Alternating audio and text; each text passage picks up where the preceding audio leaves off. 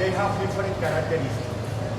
This has more nicotine, strength. This more aroma, flavor. This one burning very well, burning. Any cigar, any of these cigars, they are going to use the 3 leaf. What's the key? The different combinations, the blending, the recipe. In Spanish, they call it ligar recipe. For example, Partagas usually is a strong brand. So when you make a Partagas, you use more from the top, strength. Romeo and Juliet is all the way around, mild. So you will use more from the bottom, from the middle. Just different combinations. That is the filler, a dry leaf.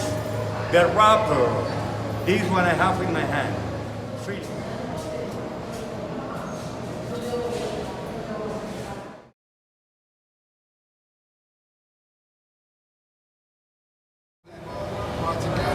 Cohiba, Montecristo, Partagas, Romeo and Juliet.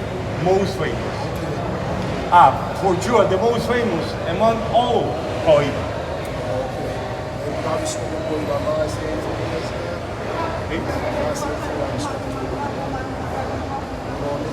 Kennedy, that was from the cigar. Kennedy was from Partagas. No. John Kennedy.